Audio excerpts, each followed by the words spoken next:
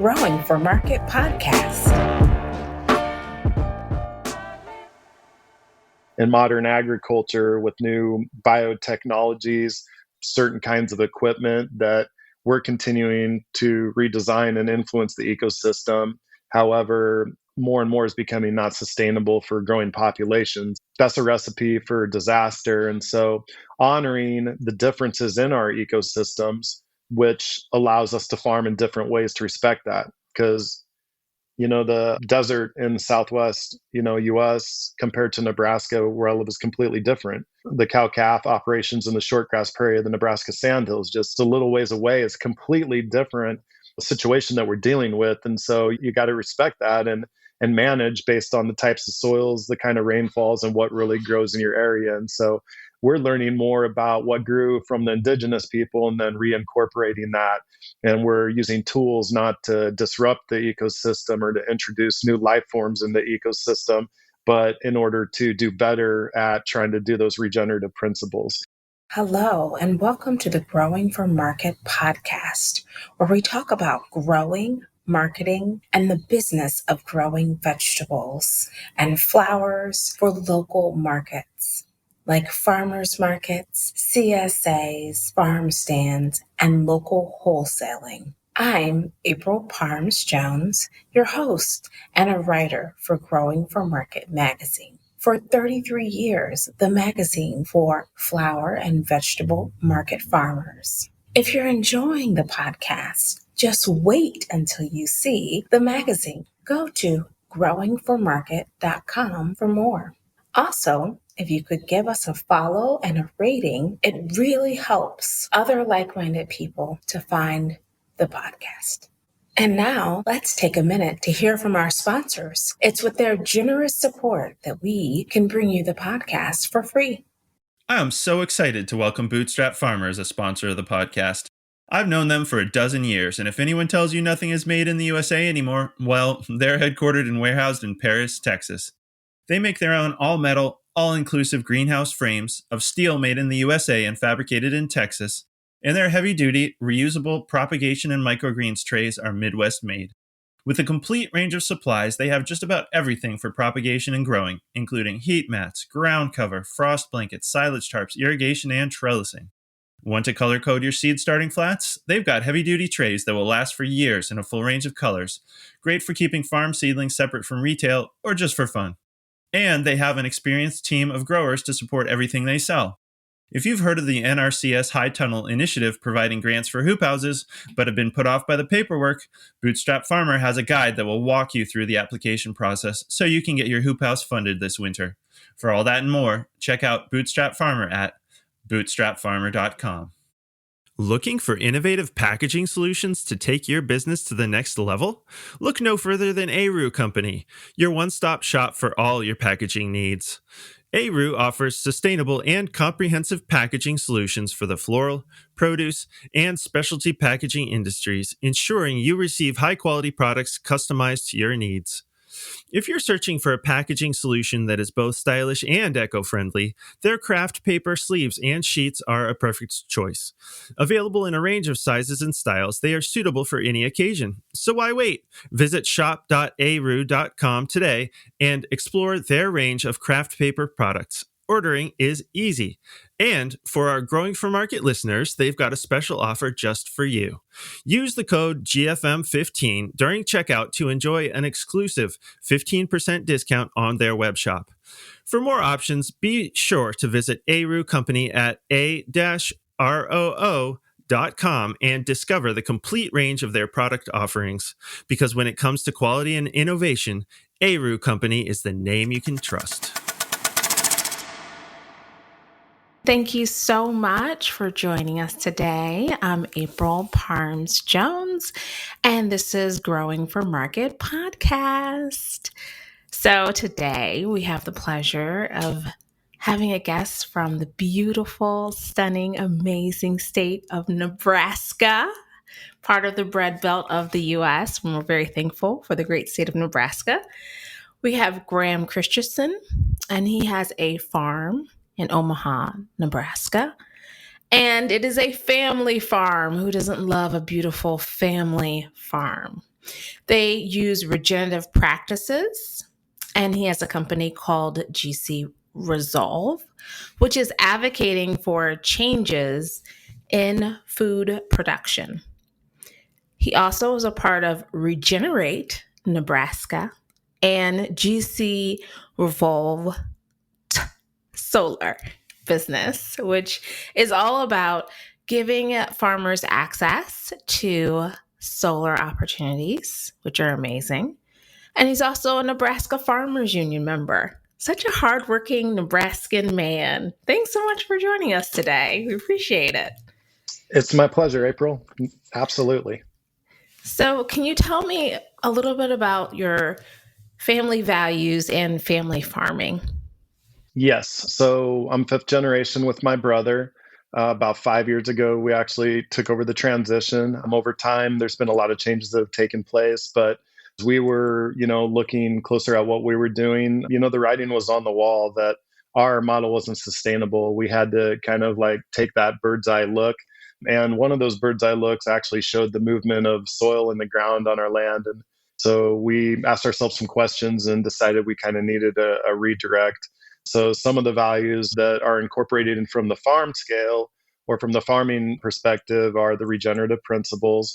So we've been applying those principles, and we can definitely talk more about that. But like many rural families, we definitely have rural values. I do think though that my brother and I were lucky to have parents that were involved in fighting for a fair price during the agricultural crisis of the 1980s. That's when I grew up and kind of got to see firsthand the challenges farmers were facing in Nebraska and all across the country. We go all over and talk to them. And it was those people who I really do consider, kind of like the last independent wave of farmers that really tried to stand up for that fair price and a better direction. And I look at them, and try to stand on their shoulders because they were strong advocates for a better direction. And in a time as 2024, with all the things going on in this country and in the world, it's really refreshing to look back and see the things they did and try to build and grow off of their leadership. So my principles are very much founded in those that came before, that were looking for that better direction. They've always been here, and moving some of that information at a bigger scale, but then adopting the regenerative principles on our farm and trying to have a better ecological and socio-economic answer for our farm and our community. That's a great answer. And I think this is the first time we've had such intergenerational land usage, right, from a family on the podcast that I've interviewed, at least. And so that's a really unique perspective. I mean, fifth generation, that's a lot of generations to be involved in one task and harvesting and growing food. And how could you talk a little bit more about that legacy of keeping it in the family? Are there any tips that you could give to our listeners about how, if they're a first generation farmer, how they can advocate for the second generation and really involve their children in the process of growing? Yes. For those that were lucky enough to be in a position where land has been transitioned down or is being transitioned down or will be, something that former Senator John Tester of Montana told me a long time ago, others have as well, is like, keep the farm in the family. Because I think like today, it's just very clear how hard it is to get a little piece of land to be able to be a part of. So expensive. Investors are continually coming into communities and driving up artificial costs, and traditional ways of farming don't really cash flow under this mechanism. And so if there's a direct kind of shot there, keep the farm in the family, because it's really, really hard to be able to have that opportunity. It really is lucky in this day and age. If you're having farmland and you're trying to decide then what to do with it after you've decided to keep it in the family, there's lots of young people out there that farming's in their hearts. That growing food is just a part of them. I see it in every community I've spoken in. And so knowing that if you have that faith that you can pair up with somebody that matches your principles or ideals on the farm, that they're probably out there. You just might have to be a little bit patient. So number one is definitely keep that farm in the family. For us, being fifth generation, through all the blood, sweat, and tears and ancestors, And those that were here before us feel a really big obligation. And there was a strong pulling to coming back to the farm, even though it wasn't really clicking under the normal conventional model. I wasn't that excited to come back and farm in that way. I didn't really realize this at the time, but farming in the family was there. And so, I just kind of kept coming back and actually moved to Southern California shortly after college and was very excited and got out there. And then I couldn't stop asking myself, why did I leave, this little piece of land in my family? So I came back. I made a decision to come back, and it was the greatest decision. And it took a while to get back on the farm, because my dad and my mom were still like really, really managing. My mom is currently the president. Unfortunately, my dad passed away, but their vision was just a little bit different than kind of what the next generation's, was. And so we just had to be patient, but also always being active in the farm to some point or some capacity. My brother and I had already started implementing some changes that we can kind of get that were agreeable, amongst our family. And then that set us up to have a quicker transition over the last 5 years. Also, the obligation is important because we farm along Bell Creek. And in 1867, when my family first homesteaded, Bell Creek was known as Umaho Waite, and that stands for, that means where the Omaha grow in the Omaha translation. They were here before us, and when the very first night that my great-great-grandpa camped on the land, in the morning when he woke up, there were a handful of Omaha tribal members that were kind of sitting in a circle around him and his Danish friend, Ole Larsen, and they were startled, but the Omaha were really kind to them and broke bread to them or for them. That can't be forgotten. But they also said, this is where we grow. And so our homestead ended up being the place that was just to the south of where the Omaha grow. As these kind of Danish wonders or even knuckleheads probably were trying to figure things out as next steps for homesteading, in Nebraska, in the middle of the summer and knowing that the seasons change, they were a long ways from having anything figured out about this area of the country. And yet again, when they went to build their house, which was an earthen home or a sod house, the first place, the Omaha were there to kind of show us how to do that. So they welcomed us in, and of course we can look back and see that the indigenous peoples were the last people that were able to work within the ecosystem and how they lived, how they produced food for their family and other tribal members. So we're looking back now at kind of what worked and how to emulate some of those principles as part of the regenerative principles and trying to transition the land better to the next generation that will follow, hopefully our family as well, but whoever that may be, so that the land is in a better place than it was, I think, when my brother and I first took over, and to just honor that indigenous piece that wasn't trying to re-engineer the ecosystem, but was working within the ecosystem so successfully. So how can we do that with modern agriculture? That's what we're trying to figure out on our farm. And we've had a lot of influences over the years that are helping us kind of write that pathway forward. Absolutely. And I love how you said that you have to engage your family members and have conversations, and then also really advocate for how much of a treasure the land is and how valuable it is, not just in monetarily ways, but historical ways and your familiar ways and your land access ways, and just really stacking up that value that is so important. And then also, I love the storytelling of, you could talk about your great, great, great grandfather and the Homestead Act, which we all remember reading about in elementary school. And that was actually, a part of your family's legacy and their value. And then also the indigenous tribes, how that interacts with your family legacy. And that's all directly tied to the land. And so if you don't have the land, you lose some of that content and that storytelling. And then I love that you mentioned that family is not just your family, your blood family, it's your community members, it's people who have like views and ideas as you, and how you can include them into your family and say, we have the same values and the same ideas about how to steward their land and keep the land, and being inclusive and bringing people in, if you don't have people in your direct family who are able to do that. And so really thinking creatively about the legacy of your family, but also connecting that legacy to the land. That was amazing. So, as you're talking about the regenerative practices, we've talked a lot about on the podcast about native foodways and native growing practices. And with your historical legacy through your family, how are you able to include some of those native steps in land keeping?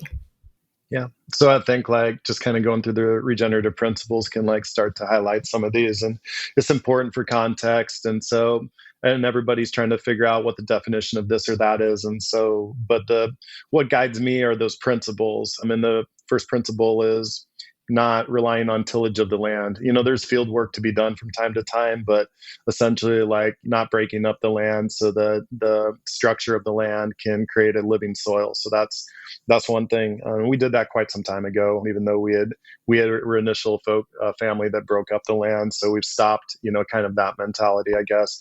The second thing is that having permanent roots in the soil throughout the years. So, I come from the art of a corn and soybean rotation, which is very simple. It's a monoculture, really, and it was allowing for the degradation of our soils. Like it was very clear, and so we have started to try to figure out how to make sure that in between the corn and the soybean and even overlapping, that there's other different kinds of grasses or legumes or forbs or brassicas or, just a very diverse mix of something that's taking root with the power to overwinter as well.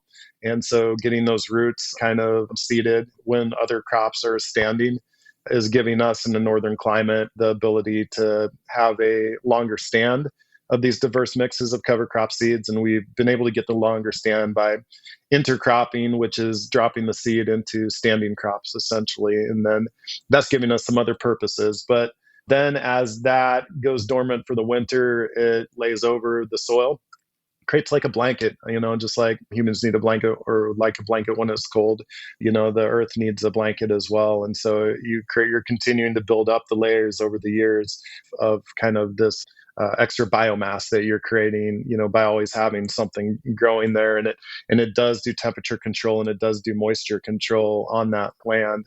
And then increasing biodiversity is the next principle. And that means really looking back at what grows in this area, has traditionally grown in this area.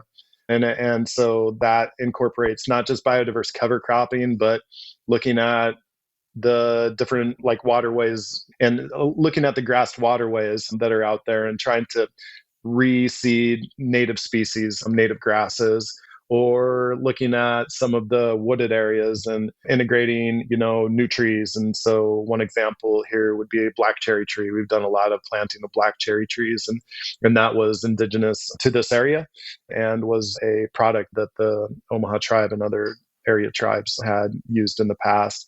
Hazelnuts fit that category as an example. And we've got a little 100-plant hazelnut orchard that we planted 3-4 years ago. And that's just starting to get to the point where it produces. And so biodiversity, those grasses, pollinators, woody biomass, and trees and shrubs and bushes and things like that. So we've done a lot of that over the last 10, 15 years. And then moving on beyond that is the integration of livestock. So bringing animals back through the system. I would say on our farm, being that we sold all our cattle when I was very young, this is where we're the weakest. This is where we hope to improve. But looking at how pre-colonization, how the bison moved and roamed across the land, and how they kept an intact ecosystem, the indigenous people relied on them to, help manage the prairie, and they worked, in context with that instead of the things that happened with colonization that completely disrupted that. And while I understand it in modern days, it'd be tough to have bison just like roaming across the whole prairie. I feel that all these farms out there could be emulating that cycle. So we need to get back at that. And the more increased biodiversity, roots in the ground that you produce, the more grazing opportunities we're going to be able to have to kind of recreate that scene and rebalance out that ecosystem. And then the final one that kind of folks talk about is ecosystem context. And that's working within the context of your ecosystem as indigenous peoples did, instead of trying to disrupt or manipulate or re-engineer the ecosystem. So I see in modern agriculture with new biotechnologies, certain kinds of equipment that we're continuing to redesign and influence the ecosystem. However, more and more is becoming not sustainable for growing populations. That's a recipe for disaster. And so, honoring the differences in our ecosystems, which allows us to farm in different ways to respect that. Because the desert in the Southwest, US compared to Nebraska, where I live, is completely different. New York's different from California. Our farm is different from the cow-calf operations in the shortgrass prairie of the Nebraska sandhills. Just a little ways away is completely different situation that we're dealing with. And so you gotta respect that and manage based on the types of soils, the kind of rainfalls, and what really grows in your area. And so we're learning more about what grew from the indigenous people and then reincorporating that.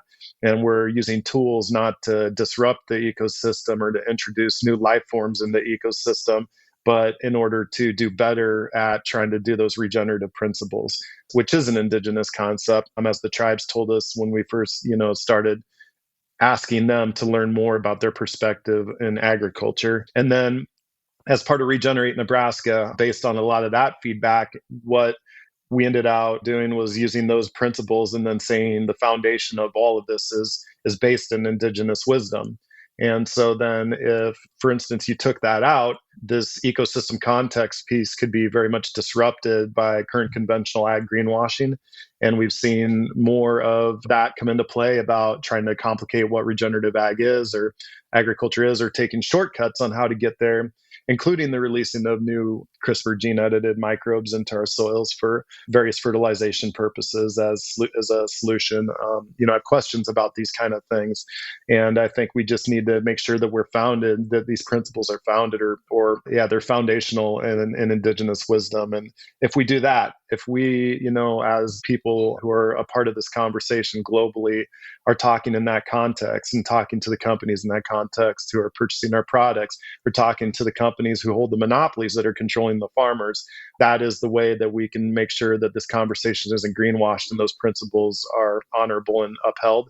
So within those principles is how we are reapplying what we're learning from elders that are here and from the books that have been written. And I guess we're having a lot more fun, and it's a lot more enjoyable being able to experiment in that way on our farm as well. Absolutely. I was talking to my friend in Wisconsin. She actually was on the podcast just a little while ago, and she was talking about the Sous Chef cookbook and how she really loved like the cooking and the different recipes. And I went to the indigenous restaurant in Minneapolis, and it was so tasty and delicious. And I'm jealous. yes, so I wanted to go there too. oh, so good. It's so amazing. And what I loved is that I was able to get elk, which I had never had before. And then I had bison, and the food really kept me and sustained me throughout the day. And so here in Ohio, I've been trying to get more indigenous myself. And so I got the Ohio pawpaw, and then we grew out Ohio blue corn, which was amazing and so beautiful and stunning. And we've been doing lots of venison, which I personally love and is delicious and really sustains me and gives me just like extra energy. So I love what you're saying about really going back to our native ways, reintroducing that into our lifestyles. And then as, producers of food, introducing that also to our customers. And I love the black cherry tree. Is that doing really well for you, the black cherry tree? Yeah, they have been one of the easiest trees to grow that I've planted, and I've had an incredible success rate, with them. And so we'll be going into the third year of their growth, but they're doing really well. So it seems, as you might expect, that they're a natural fit to our area in northeast Nebraska. Awesome. Yeah, well, I'm gonna have to try a black cherry tree now because I love cherries and they're delicious. And there's nothing like a local homegrown. My grandmother had a cherry tree, and so it was always so delicious and tasty. And so I'm like, oh yeah, that could really elevate my lifestyle, a cherry tree. That's what I need. Oh yeah, gotta add a cherry tree. Yeah, you gotta have a cherry tree. So much deliciousness. And they freeze well. I'm like, I have all these plans. I'm like, cobblers and pies. Already I'm thinking. And now let's take a minute to hear from our sponsors. It's with their generous support that we can bring you the podcast for free. I don't know about you, but I got into farming to grow food and connect with my customers, not to spend my time glued to a desk. If I could spend less time in spreadsheets and more time out in the field, that would be a win. Enter Farmhand. Farmhand is the only all-in-one virtual assistant built by and for CSA farmers. With tools like custom websites, done-for-you newsletters, CSA member support, flyers and QR codes, customer billing, and more, Farmhand takes care of the admin so you can focus on what you love. And here's the best part. You can learn how it works directly from Farmhand founder Ari Memar. If you're a longtime listener of this podcast, you've probably heard Ari as a guest, sharing his expertise alongside inspiring success stories from the farmers he's helped. As both a hobby farmer and a tech expert, Ari understands your challenges firsthand. He spent years simplifying complex systems to make farming easier and more profitable for growers like you. On average, Farmhand saves CSA farmers 6 to 10 hours a week. That's up to 10 extra hours to spend with your family, in the field, or simply taking a breather. In a complimentary one-to-one demo, Ari will share his wealth of knowledge and show you exactly how Farmhand can streamline your operations, grow your CSA, and help you stay competitive in today's market. Don't miss this opportunity to connect with someone who truly understands the challenges of small farms and has the tools to help you succeed. Book your complimentary demo today at farmhand.partners/GFM. That's farmhand.partners/GFM. Whether it's tomatoes to market, flowers in the spring, or vegetables for your family, growing in a greenhouse protected from the weather provides the right environment for a harvest you can count on. ReMold greenhouses are strong, durable, and easy to assemble, offering the quality that you need to grow productively year-round. ReMold greenhouses are proudly built right here in America and shipped to anywhere in the U.S. With technical sales staff members located across the country, many with growing experience, the ReMold greenhouses team of experts will serve as your trusted partner every step of the way to ensure that you get exceptional value from your greenhouse investment.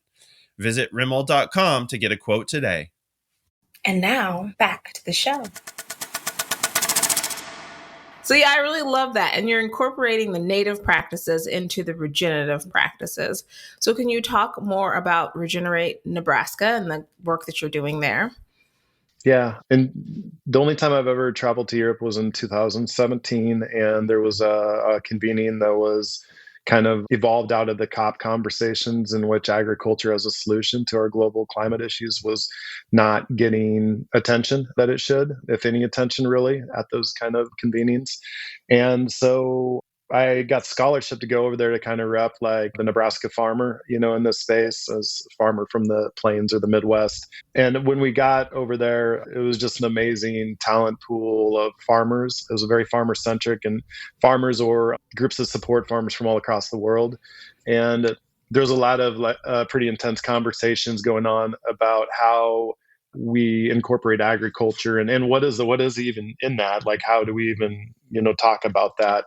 And regenerative agriculture became a uniting theme out there, and then we all went back just kind of on a mission to bring this back to our areas and start talking about this. And back then, myself and a few others in Nebraska started just kind of like having some rural kitchen table conversations. And when we were testing kind of, how regenerative would be accepted or not amongst, people in rural Nebraska. And overwhelmingly, we had a real positive response. And it ended up being deeper conversations about how we can, I guess, regenerate our culture, so to speak, our rural culture, which has just absolutely been decimated.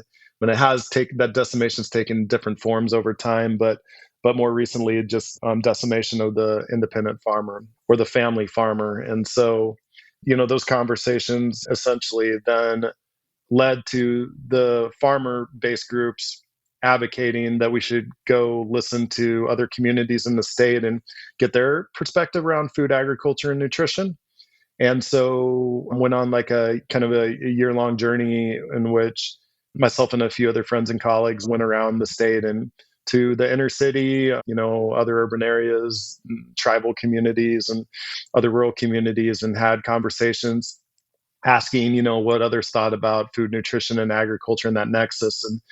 And everybody, to our surprise, that the passion level around those pieces was extraordinary, no matter where we were, and that everybody was seeing things through a slightly different lens, but it was all like interconnected, which said something to us that this was an important issue to many people in our state, and that it could be a uniting factor for good. And as I described this, kind of more in detail about what regenerative agriculture, meant, it was the one thing, food and the way we produce it, that could change almost everything. It hit into so many different areas, whether, it's environment and air, water, and soil, or whether it's health, wellness, and nutrition, whether it's strong socio-economic status, again, and a return of the middle class to rural, but not just rural, to urban as well. And so there was definitely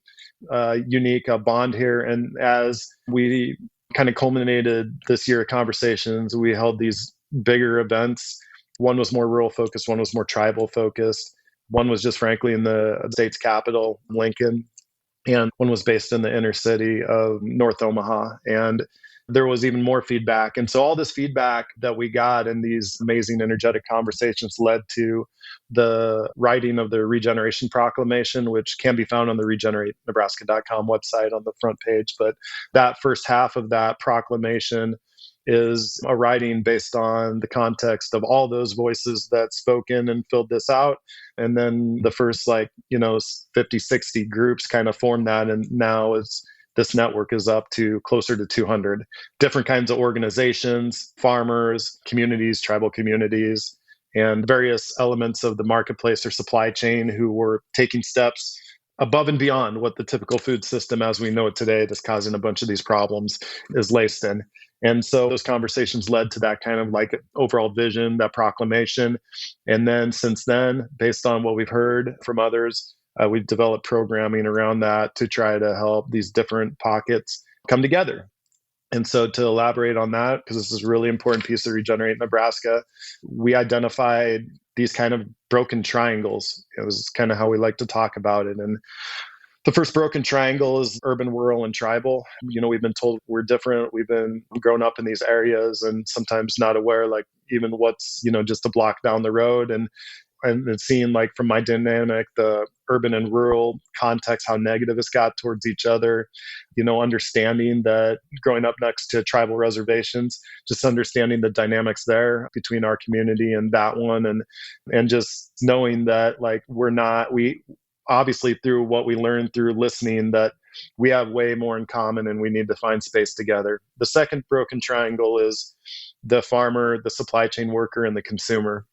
The consumer doesn't have transparency in their product anymore unless they're really trying. The farmer, so that consumer farmer disconnect is off, which allows the industry to manufacture more foods artificially, which certainly I think as a country are harming our diet. And then as far as the supply chain worker goes and the farmer goes, we're completely boxed out for each other. We're told we're different industry, even though we rely on each other. And it's made it easier for the industry to essentially capture each one of those separately and control each one of those to work for them as more part of their entities or systems. And that's extreme vertical integration of the food system taking place. So those seem intentionally severed as well. And so bringing those back together as a block, a healthy functioning food system block. And then the other one is local, national, global, because to some communities, certain cultures don't resonate as well as others. And so when you can bring experiences from cultures that resonate better to others in various communities, it can have profound impacts. And frankly, it was very clear when working in the North Omaha community, which is very diverse, but heavily Black community, that this became, very obvious and very clear. And so, continuing to work through the communities in ways that bring information that is the most relevant to their little community and their culture. And then also ensuring that what happens in Omaha also happens in Ohio and also happens in Belize and happens in Ghana and knowing that we have to help each other and we have to have some kind of network ability to coordinate. To the friends up in Canada, we feel the same way, is that we have to come up into this together. And in order to, if we're truly going to deal with these challenges that are global issues, we have to help each other be able to get there. And so sharing information, resources, cultural ways and experiences, and different ways about going about regenerative agriculture, for instance, in different areas of the country, or with the Maya community we work with, to better understand their principles, and then for them learning to better understand land that they've refuged to in Omaha or around the metro area, and bringing those principles to what works in our climate. Is an example to our partnership in Ghana with the Omaha Ghana project. That is all about cultural relevance, and bringing experts that are doing regenerative farming in Africa here to Omaha, so that we can share that culture with Ghanaian community members of Omaha and other African Americans in Omaha that have been seeking more relevance through cultural relevance through food. So, and just like I said, knowing that we have to all come up, and this is a big thing, we're all linked, and this is global. So while we're working on our own community back here, the rest of the country and the nation have to come up if we're to be successful. And so that's what the kind of local, national, global triangle is, and bringing that back together, not thinking that we're necessarily different, but we actually have a lot of positive things in common, and we can help each other get to better places if we're open to it. Absolutely. And I love your comments about how the broken triangle between the consumer and the farmer, and then the middleman, and then corporate America. And I really feel like that's a really strong point that has come across the podcast throughout the years, that the more that farmers can have a direct relationship with their consumers, the stronger the food system is. And I think it allows for me as a consumer and a farmer, it helps me to learn about the seasonality of life and getting back in touch with that seasonality of like rutabagas and celeriac and celery and beets and turnips, which are not, and cabbages, which are not so sexy, and like lots of squash, not so sexy, but really comforting and indicative of the season that we're in. And so it expands me as a person to have to kind of expand what I'm cooking, how I'm preparing breakfast, lunch, dinner, and snacks, and incorporating those foods into the dishes. Like I made a mushroom soup, which I love, but I added celeriac and carrots and more root vegetables. My mother was like, wow, the soup was so extra flavorful. And I was like, yes, the power of a root vegetable, mother. It makes things extra, extra tasty. And so just allowing people to have that opportunity to experience the power and the flavor and the taste of root vegetables. And I loved how you talked about culturally relevant foods and reconnecting people to those culturally relevant foods, and how impactful it can be on their lifestyle, and more importantly, their health as well. It's so, so important. So when you're doing the work with Regenerate Nebraska, is that through your consulting GC Resolve? It's the network isn't really established as an organization. We did that for a number of reasons, to kind of honor each other's individual missions, but allow a space within that, and to try not to create a competition mechanism, but to try to create something that's more cohesive and more trusted amongst all those that participate in that network. But we do get some support. Typically, it's not always reliable, but it's been enough to like continue on kind of the journey for GC Resolve to help pull together some of the connective tissues of the network and allow some of the programming to go around. And then there are various, sponsors or nonprofit partners, depending on what kind of programming that we're doing, that bring some of the context to the space based on their mission or where their goals are, or just like really want to see that network continue to thrive because they know that the solution, we have to continue to talk about that. That's a big part of our transition in Nebraska and beyond. But, so there's a lot of different ways we kind of go about this. But GC Resolve as part of that network, and also in projects separately that are somewhat related, ends out being a key player in the consulting and communications side of the great transition towards a regenerative future. And it seems like as a consultant, you are obviously very highly valued, but you have such high experience. That's what I love. You have the experience of actually like working with the land, working with community groups, working nationally, internationally, locally in the Midwest, and then just being connected to so many different organizations and having that organizational knowledge is just really profound and really exciting. I'm excited for you. So, can you tell us more about the solar? I'm excited about the solar. Yeah, no, me too, me too. So just got done on a really cool project just to kind of highlight, like an example, like I think like why on-site solar, distributed solar generation is so powerful. But one of the Regenerate Nebraska partners is No More Empty Pots, and it's a food accessibility hub in Florence, which is a part of the North Omaha community. And No More Empty Pots works with farmers, helps teach how to prepare, how to grow, how to access a lot of the dietary pieces that we've already talked about.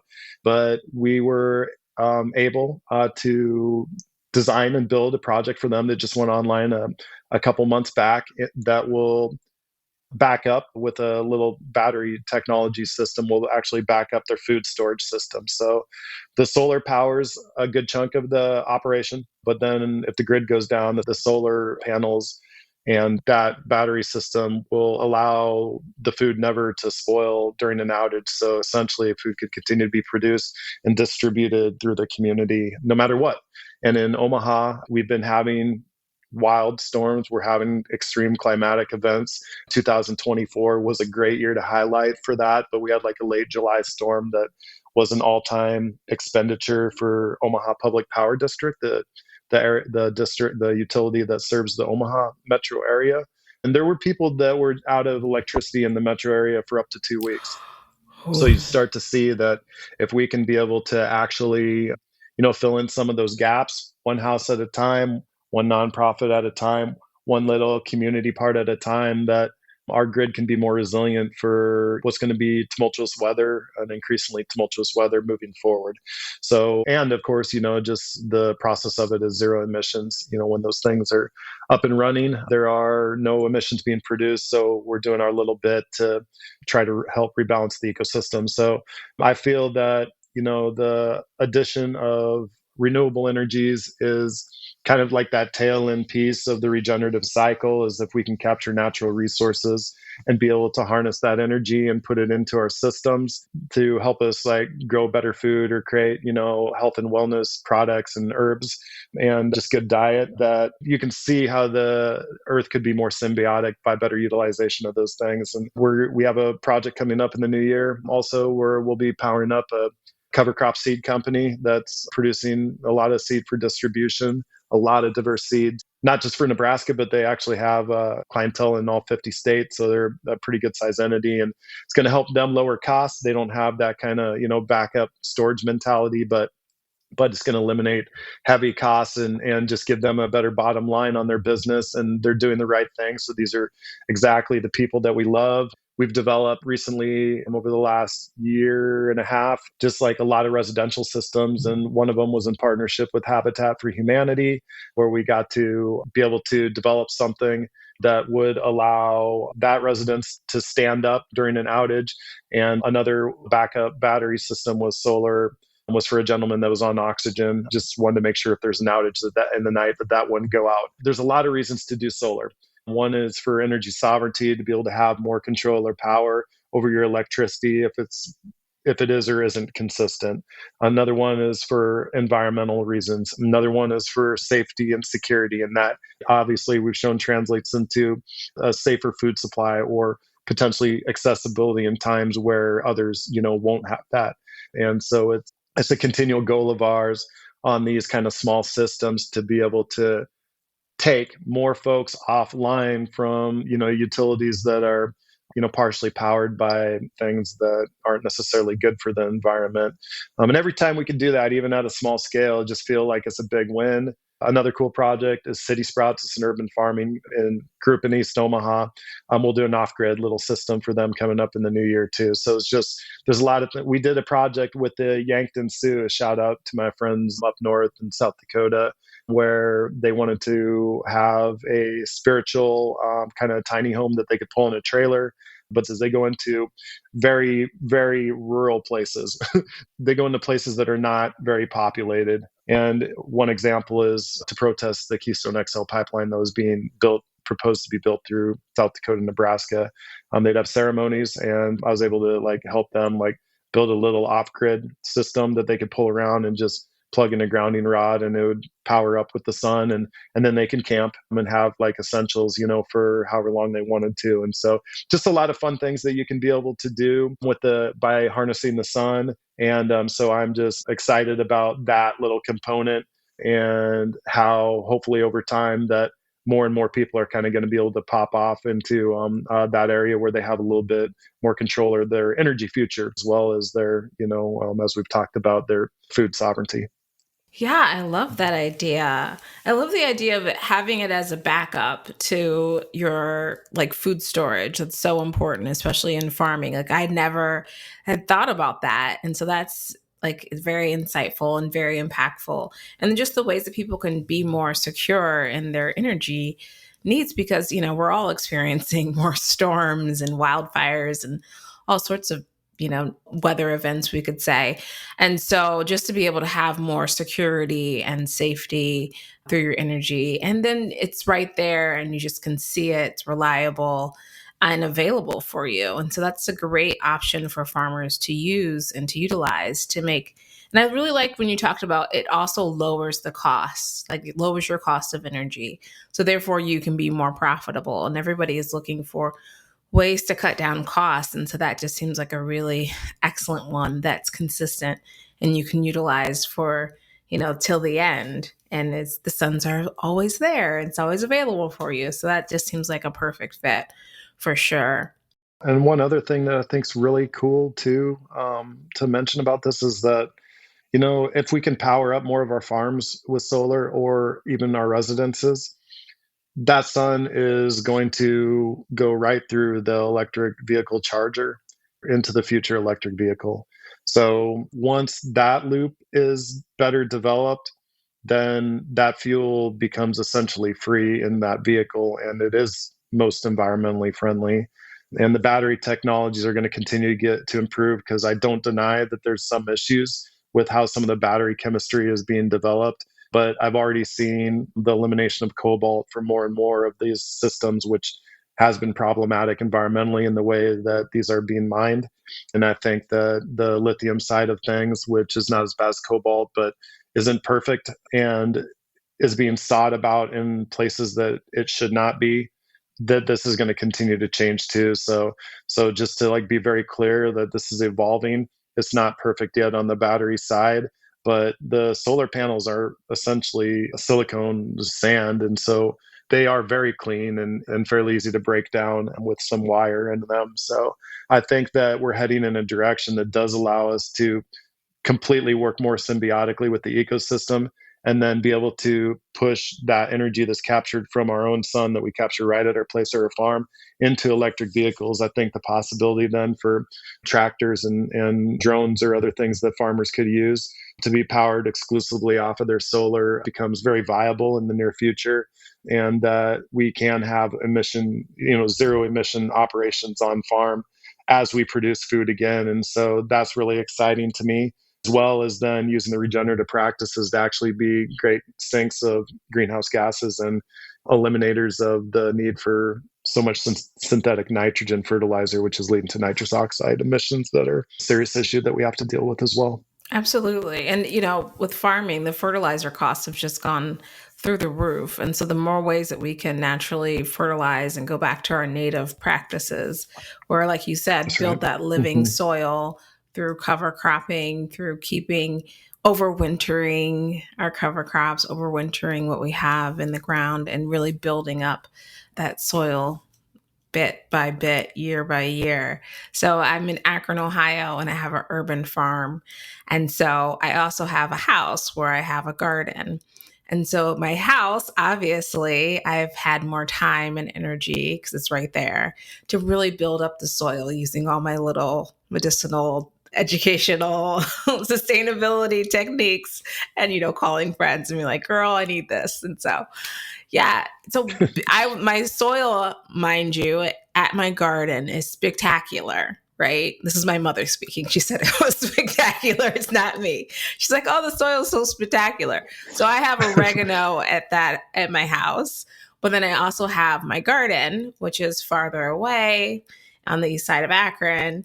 And I have to walk there and I don't have like a car. And so, it's like I'm not always able to haul all the stuff that I need to get over there. And it takes time, right? It takes time to build the soil, to put in the crops, to put in the amendments, all the different things that you may use. And so the farm I've had for less time. And my mom got oregano over there. And she's like, oh, April, it's not as good. And I'm like, okay, Mom, where did you get the oregano?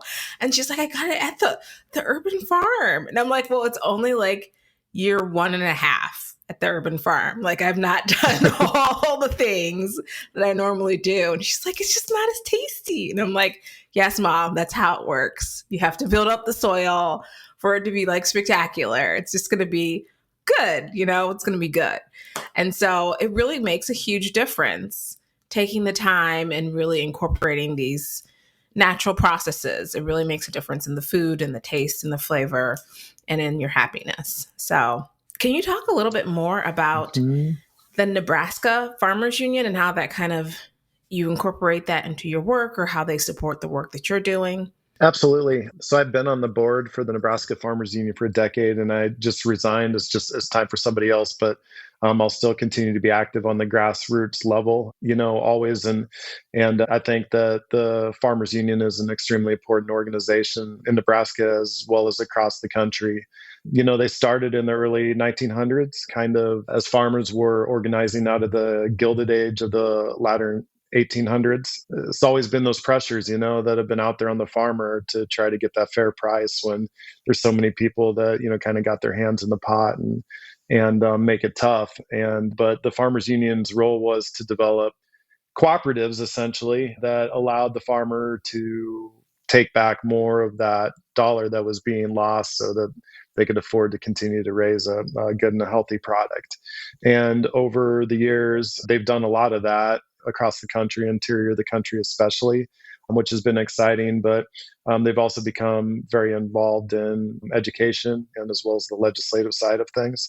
And so I really, really have appreciated over my lifetime to be part of an organization that allows there to be representatives from counties or even sometimes historically through locals, but in Nebraska it's structured more through counties right now that are active, that can bring forth input on the ground, that could then go into a state policy, a national policy, and could impact federal farming programs. I appreciate also that through this emphasis that the Farmers Union has, that, I guess just everyday people out there like myself have access to political leaders, which can be really, really hard to do or get at times.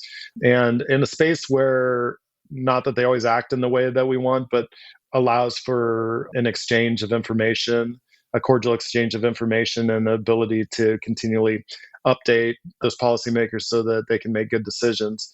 The Nebraska Farmers Union also has historically, and other farmers unions do, get some say in the appointment processes as one administration takes over for another federally, and to be able to have groups that advocate for people on the ground, April, such as yourself, that are leaders and should be in the decision-making conversations in the future, to be able to have that ability to actually weigh in and place federal or state appointments is a really, really big deal. And without this organization, all that really goes away. And so we don't need another top-down organization telling us what to do on behalf of, a monopoly or whatnot. We need the people on the ground informing what's going on the ground, and that information being used to develop policy that protects the majority of people in this arena. And so that the Farmers Union allows that to still happen. And this is really, really rare that an organization exists that does allow that streamlining of information from the grassroots. And so that's the power of the Farmers Union. And that's why it's really important to have a lot of different voices and perspectives, especially from the young generation right now, which is not participating in organization as much as the past several generations have historically.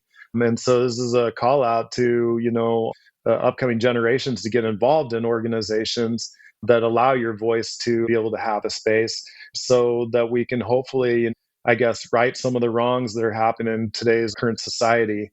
And Farmers Union is one way that can do that and integrate into these conversations. And I would just like point out that in North Omaha and the urban farming communities of that area, they're going to see things from a different perspective than a rancher is in the middle of Nebraska somewhere.